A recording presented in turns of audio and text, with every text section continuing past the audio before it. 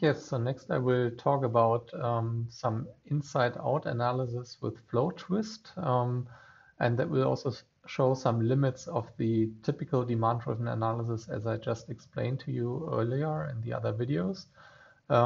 So this is actually joint work with Johannes Lerch and Ben Hermann and Mira Mezzini, my former supervisor at TU Darmstadt when I was still a postdoc there. And yeah, this is really exciting work that was motivated by some real-world challenges, let's say. That was actually interesting. So back in 2013, we actually started working on this because back then we were watching the Heise news ticker, and there were several news on security problems in the Java runtime. So this was the Java runtime library. Back then it was Java 7. And Oracle actually patched some vulnerability on August 30th, 2012. And just a day later, there was other news that they had found new vulnerabilities in the latest update. And then it kept going on and on from there. So basically there was a back and forth. They always fixed a little bit and found more similar vulnerabilities and so on. And this told us, well, apparently there's something fishy going on, right? So there seems to be a larger underlying problem, and maybe that's something we can actually do something about. So maybe there's a way to actually identify these kinds of vulnerabilities using static analysis. And back then, Johannes came to me and told me, oh, Eric, can't we implement a simple static analysis for this with Suit? And I told him, oh, yeah, that's going to be simple. That's going to be a piece of cake. Let's give it a couple of weeks and then we're going to have something. But it turned out to be a lot more challenging. And I want to talk about that challenge here today. So the problem that they had back then in Java was it had to do with stack-based access control. And in theory, this is how stack-based access control works in Java. So assume that you have some untrusted Java applet, for instance, right? Back then, this could actually still run in your browser. And this, because it's untrusted, it could be doing something evil, right? So you have some initialization code in the applet that then actually calls some evil payload. And that might, for instance, try to write something onto your disk, right? So it will actually call file output stream and the constructor of a file output stream. But then to prevent this applet from doing this, so from writing just anywhere onto your disk, there are actually some security checks being performed by the Java runtime. So it will call this check write method and then call the check permission method to see whether a certain permission is actually being provided. And then the access control that's happening, it's actually stack-based. So that means there are certain stack frames, namely these here from the Java runtime library itself. They have this permission, right? So they actually have all the permissions in the world.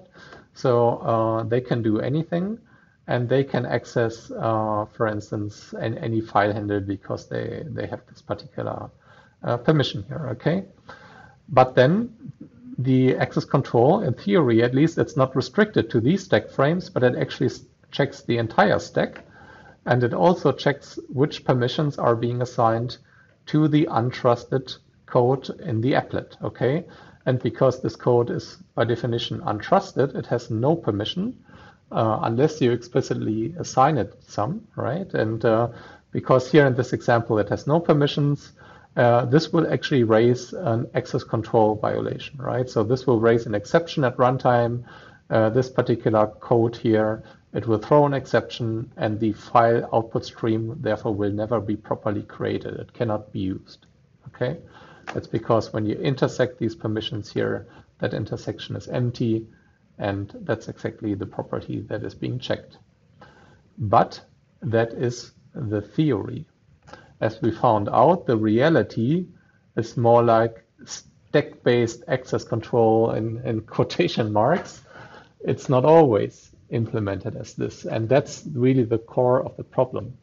And so, for instance, when you do class loading, like here using class for a name, so that's a method in the reflection API actually, then the following will happen.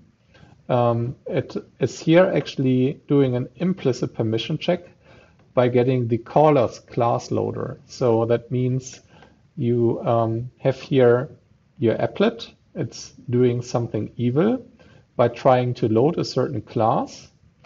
But then this class for name call, it's not doing a full stack-based access control, so it's not going through the entire stack. It's only looking at the immediate caller and looking at its permissions. That's for efficiency reasons, actually, right? So they thought, let's be clever, let's not walk the entire stack, let's only look at the single stack frame and see what its permissions are. I know as a fact that my immediate caller is going to be untrusted client code, right? So it's sufficient to actually check its stack frame, and that's that, right? And so in this case, it's actually fine, right? So the code will check this particular permission of that particular stack frame. It will see that the do evil call, it has no permissions, and it will throw a security exception, and that's okay, right? The problem is that this code is not very maintainable because you can have wrapper code in the JDK, and that's exactly what happened in this particular version of Java 7. They introduced a wrapper method find class that itself calls class for name. And let's see what happens here. So first of all, this is actually calling class for name using another argument here. So this causes this method to actually check this code, to check the caller's class loaders. So the caller class loader is being retrieved here to check the caller class loader's security context. And it will actually fail then because it will see that the applet is untrusted and it doesn't have these permissions. But the big bugger up here that happened down here, because here they are handling the security exception, so it will be thrown here, it will be handled here, and then silently ignored, as you see here. Never do that, please. And then they call class for name again, using that particular variant that I just showed you on the previous slide. And that's problematic because this will happily continue. And this is now checking not the attacker's calling context, but it's actually checking the permissions of this code here. But this code here, it resides in the JDK itself, and it has all the permissions in the world. So that basically means the permission check implemented within class for name, it becomes mute, right? So it doesn't do anything. It checks this stack frame here, but because this has all the permissions, this check doesn't do anything, right? And so in result, it means that using this find class method now, an attacker can load arbitrary classes. And that's really problematic because if you can do this, you can in particular load classes such as sunmisk unsafe, and that actually allows you to do pretty much arbitrary pointer manipulation anywhere in your running virtual machine. And once you can do this, you basically own the VM, right? And so this is really what the security problem was about, right? And so here we had this problem that the single stack frame permission check that class for name implements, it only checks the single frame that is already privileged, and that then doesn't do anything. And we now wanted to have a static program analysis that can find these kinds of situations, okay? So we want to have situations where we can have a class for name call, and that is being called by some other class that is within the Java runtime library itself. But that's not sufficient. We also need to make sure that the attacker must be able to control the string parameter that is being passed to class for name. That's one condition. And the attacker must also be able to capture the return value, so the class that is being returned by class for name, and that's also, for instance, being returned by this method here, right? So we have these two conditions. The attacker must pass a string value to class for name, and it must be able to retrieve the return value. And so that's the situation that we have, right? So we have one such method here, and we actually call this a caller-sensitive method, right? Because the effect of this method, it depends on the immediate caller, right? On the permissions that this immediate caller has. But then this immediate caller, it must itself be a public method, a publicly accessible method, or at least it must be transitively accessible through the public API, right? That's exactly what we need to detect in the static analysis. And these call chains, they can be arbitrarily long. And let me tell you, in the JDK, they are very long, right? So you can have some public API method that is attacker controlled, and then you can have all these intermediate methods that then go through the caller sensitive method. And like I told you, we must do two things, right? So we must track the parameter of this public method to see whether this attacker controlled parameter can actually end up in this caller sensitive method. And we must track the return value to see whether that return value can also be retrieved by the attacker, typically through the same public method here, right? Now, you can model this through two independent taint analyses, right? So we could say we do a taint analysis declaring this public method and its parameter as a source, declaring this caller sensitive method or a call to this method as a sink. And likewise, we can declare its return value as a source, and we can then define the return variable in this public method as a sink. But that can be problematic. Why? Think about it for a second. Well, if these are really two totally independent analyses, you get into trouble again in terms of correlating contexts, right? Because if we conduct this analysis and then have it terminate, and only then later start this analysis without exchanging any information between the two, we can have the following, right? There might be other public methods that call the same private method like you see here. And then this backward analysis or inside-out analysis, it might be tracking this return value, which is totally uncorrelated to this parameter here, right? And in fact, you know, unless there is any state being stored within this API, this is a situation that an attacker can never exploit, right? Because an attacker might be using one method to set this parameter, but then this call will terminate and the return value cannot be retrieved. But then using this call here, the attacker might retrieve some return value, but he cannot actually control the parameter, right? And then that's also of no use.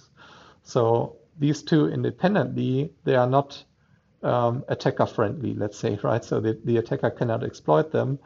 And so we really must make sure that these calling contexts are correlated somehow. Otherwise, we get too many false positives. So the second idea so we started like I just explained to you, right? So this was an iterative approach that also we went through because back then in 2013, 2014, we didn't really know about demand-driven analysis yet. In fact, I would say it hadn't been invented yet because we were actually among the people who made this approach popular. And so what we then thought of as a second idea was that we would do a pure forward and therefore context-sensitive approach. Okay, so that means we would actually start at the public API here. We would then go inside the API itself, right? So we would drill down, build up a chord stack until we reach this caller-sensitive method. And then on the return, we can actually do a matching here, right? So we can match the returns against the corresponding calls. So it's all nice and context sensitive. And that seems like a good idea, right? So we would have source and sink here at the same place.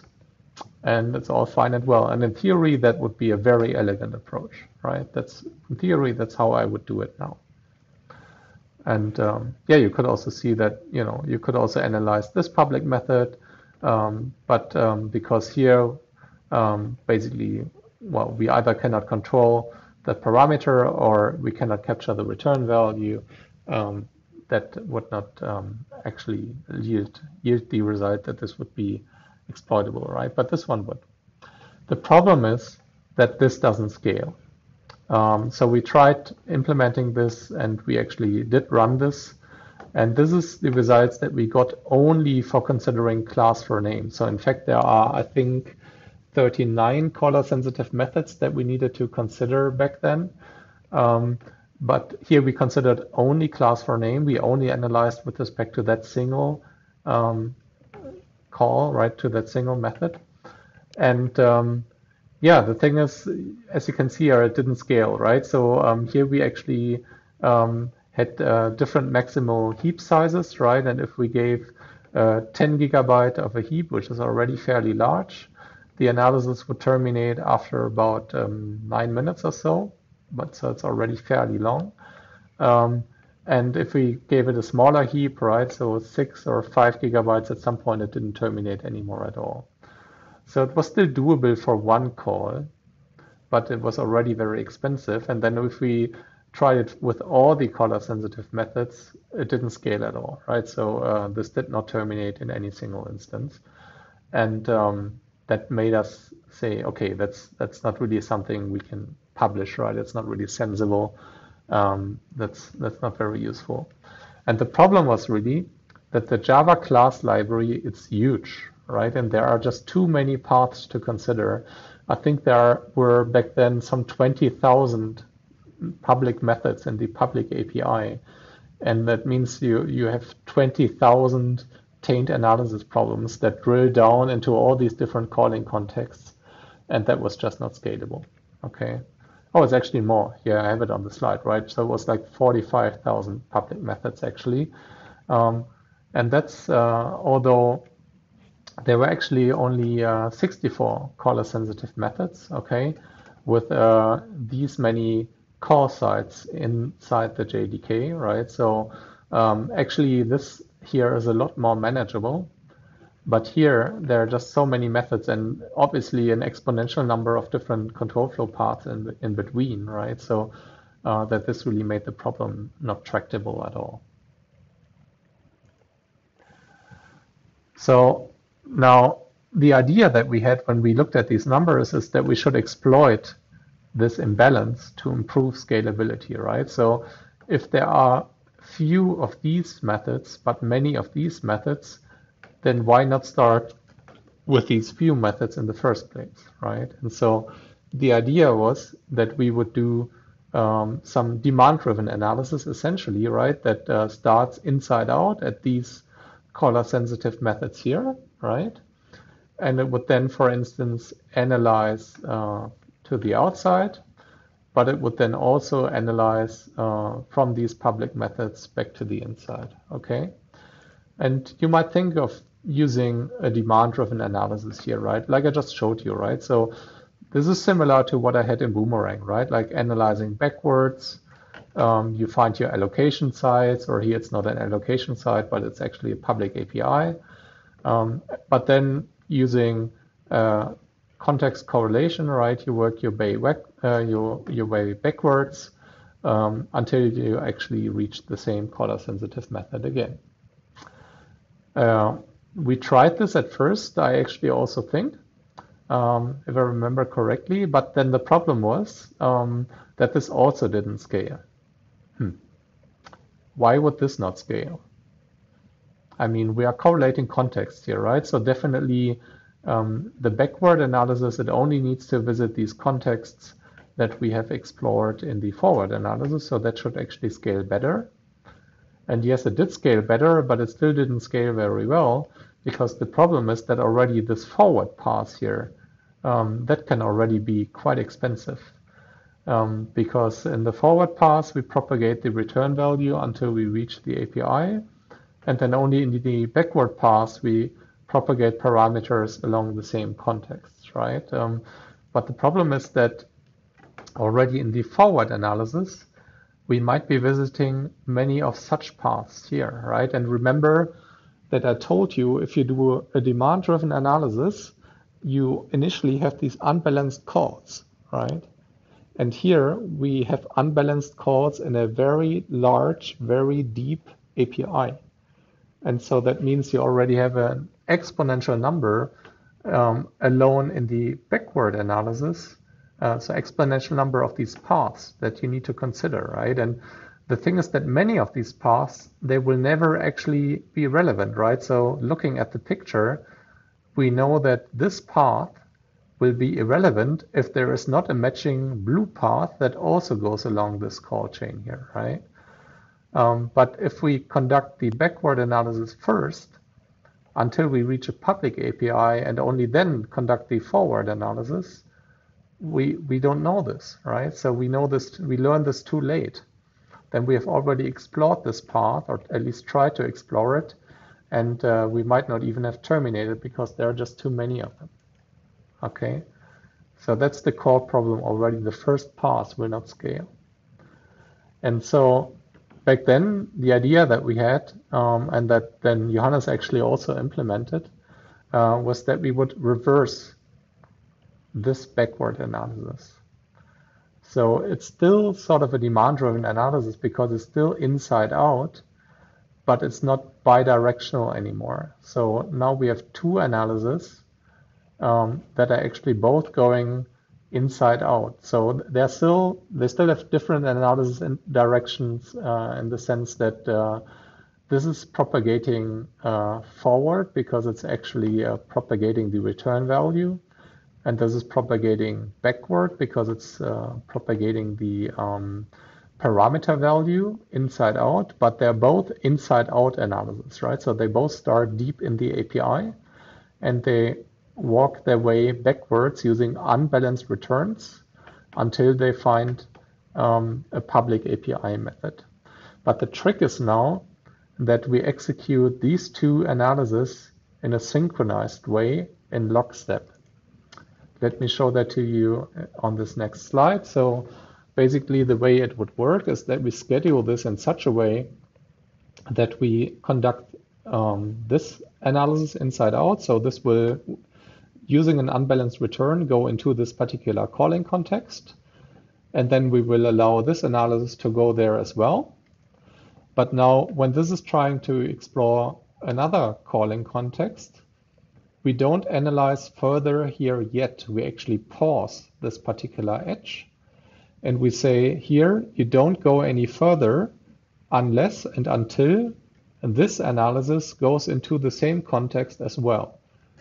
And if that happens, and then when that happens later, we unpause this edge and we also allow this to progress, right? And so this way we make sure that we only ever continue exploring certain calling contexts that both of these analyses can reach, right? And so we do the same context synchronization, but we do it directly. We do it just in time and not like in a regular demand-driven analysis where we first conduct the backward analysis and then conduct the forward analysis.